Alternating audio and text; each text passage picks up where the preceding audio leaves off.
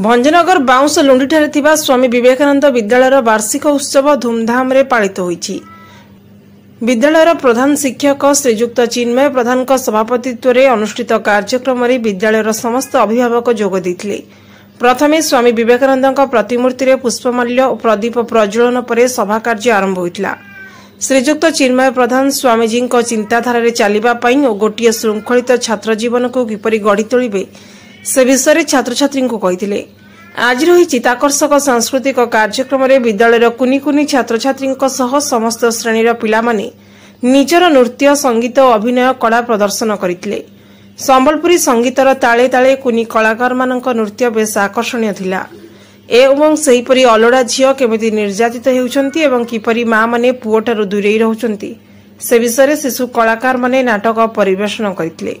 एही स्वतंत्र वार्षिक उत्सव में छात्र छात्री सांस्कृतिक कार्यक्रम को अभिभावक माने खूब उपभोग करने सह सेमानंकु उत्साहित करथिले। वार्षिक उत्सव में विद्यालयर समस्त शिक्षक शिक्षयित्री आरंभरू शेष पर्यंत समस्त दायित्व तुलाइबा सह सहयोग करथिले। भंजनगरु अशोक कुमार नायकଙ୍କ रिपोर्ट श्री न्यूज।